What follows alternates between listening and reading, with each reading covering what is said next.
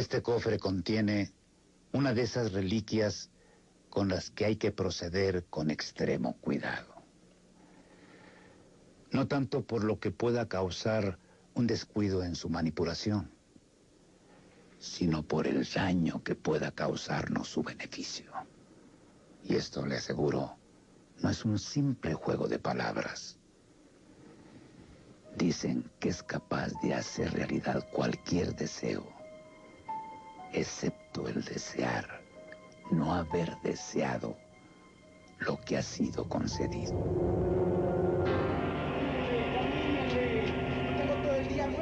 No se recuerda el año, pero debió haber sido en vísperas de la celebración de la Virgen del Mineral, cuando llegó a Santa Rita un mendigo proveniente de no se sabe dónde. Por orden de la autoridad fue inmediatamente conducido a la cárcel junto con otros menesterosos para que no opacaran los brillos de las fiestas. Y fue allí donde sucedió el prodigio. El alguacil Felipe de Olascagua creyó descubrir debajo de la mugre de pelos y barbas una mirada conocida en los despojos de ese hombre. ¿Hernando?, le preguntó. Y Hernando, que tal era el nombre de ese amasijo de polvo, cansancio, hambre y penas, sonrió antes de entregarse al cobijo de la inconsciencia.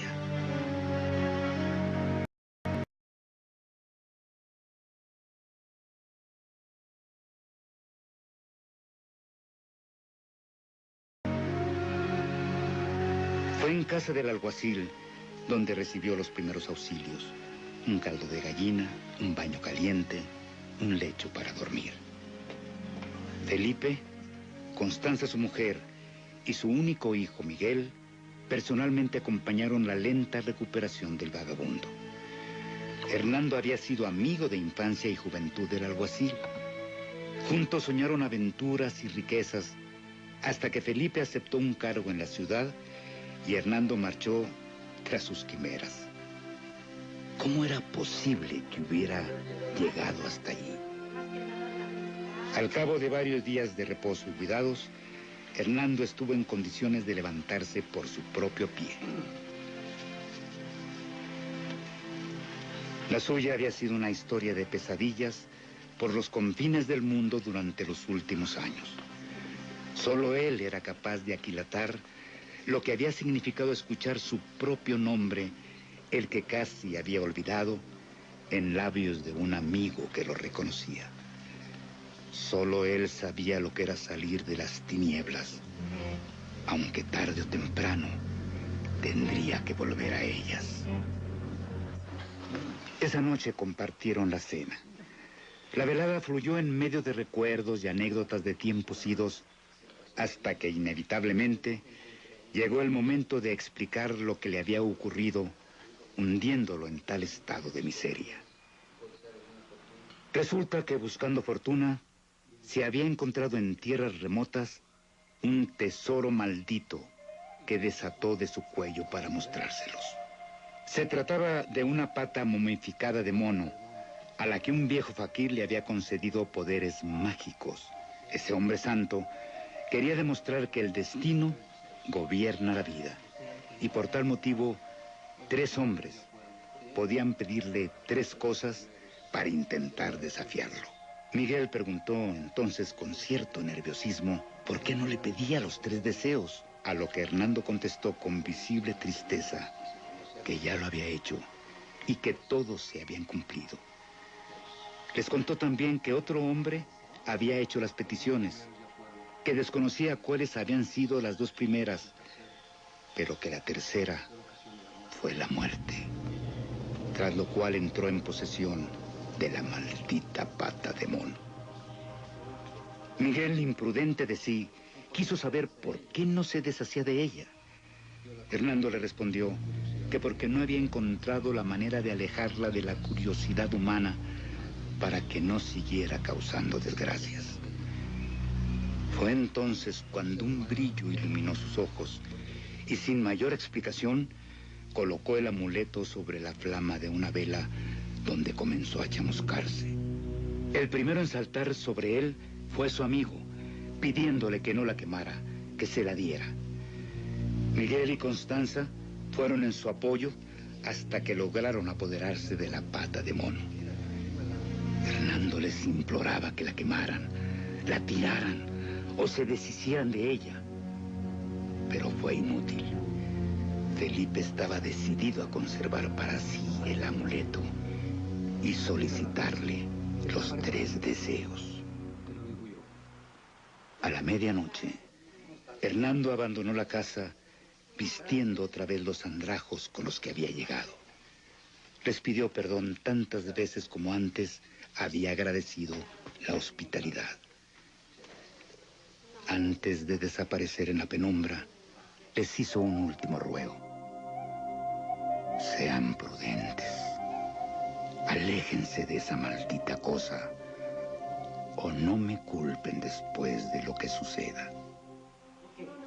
Felipe y Miguel se arrebatan la pata de mono, bromeando ante el espanto de Constanza. En medio de risas nerviosas, quisieron probar los presuntos poderes de la pata de mono. Después de pensar varios deseos, se decidieron por algo concreto: los 100 pesos oro que necesitaban para saldar una hipoteca. Felipe tomó el amuleto con su mano derecha y formuló la petición en voz alta. 100 monedas de oro para la hipoteca. Con un grito aterrador arrojó lejos de sí la pata de mono, jurando que se había retorcido en su mano. Esa noche, nada más sucedió. Después del mal trago, decidieron que ya había sido demasiada sugestión y se fueron a acostar, aunque hasta muy tarde lograron el sueño. En secreto, cada uno imaginaba cómo llegarían hasta su poder los 100 pesos oro solicitados. Hernando les había dicho que las cosas sucedían con tanta naturalidad que parecían coincidencia. Fue al atardecer del día siguiente cuando Felipe fue llamado a las oficinas de la mina. Miguel, su hijo, había sufrido un accidente.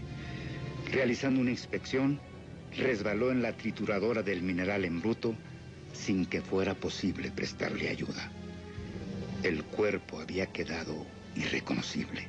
La mina absorbería los gastos del funeral y había decidido otorgar a sus familiares una indemnización consistente en 100 pesos oro. La pena fue minando día tras día la cordura de Constanza, que se encerró a llorar en silencio lo que no comprendía. Un solo pensamiento había dado de vueltas todo ese tiempo en su cabeza: la pata de mono. Si ella le había quitado a su hijo, ella también podría devolvérselo. De nada sirvió tratar de convencerla de que no se torturara más, de que había sido solo una desgraciada coincidencia, que su hijo estaba muerto, que nunca más podría volver. Aturdido por los acontecimientos, por el dolor desencajado de una mujer que cree poder devolverle la vida a un hijo, Felipe tomó el amuleto en sus manos y sintió cómo se retorcía en su puño al hacer la petición. Esta vez no gritó. Las 5 horas que siguieron, Constanza pareció recuperar la paz perdida. Segura del regreso de Miguel, iba de un lado a otro de la casa, arreglándolo todo para recibirlo. No fue lo mismo para Felipe. Comenzó a reconocer todo lo que implicaba que su hijo volviera a la vida. Recordó el estado en el que había quedado el cuerpo e imaginó en el que se encontraría tras una semana de entierro. Ya era de noche, cuando Constanza volvió a sumergirse en su tristeza al ver traicionadas sus esperanzas. Fue entonces cuando un golpe sordo arremetió contra la puerta y luego otro seguido de un ronco silbido. «Miguel, mi hijo, ha vuelto», gritaba histérica Constanza mientras luchaba por zafarse de las manos de Felipe, que trataba de alejarla de la puerta. fue solo cuestión de instantes. Incapaz de detener a la mujer que ya quitaba la tranca, Felipe tomó la pata de mono en su mano y formuló en voz baja, sollozando, el tercer deseo. Constanza abrió abruptamente la puerta, pero afuera ya no había nadie.